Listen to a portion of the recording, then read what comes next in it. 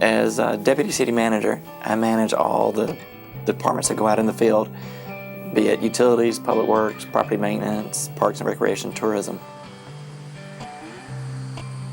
So my main responsibilities growing up on the utility side are dealing more with the electricity, water and sewer type issues. The water challenges are huge, and we have a lot of resources available along the Catawba-Wateree, one being the Water Management Group.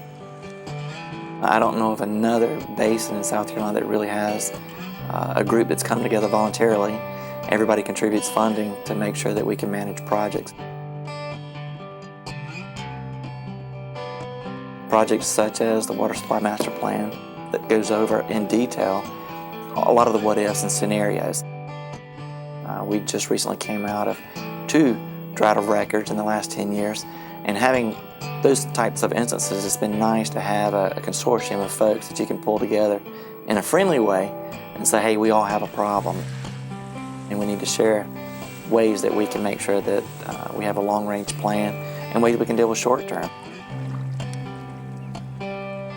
And I think being able to call on them saying, okay, it happened to you, what could we do locally to make sure that it doesn't happen to us, or at least we have a plan in place to respond to it, is helpful. But then also just identifying what are the types of events that could happen. Recreational uses of the system, whether it's the river streams or the lakes. Certainly there are a lot of boats, a lot of canoeing, a lot of activists. We want to make sure that there's plenty of enjoyment.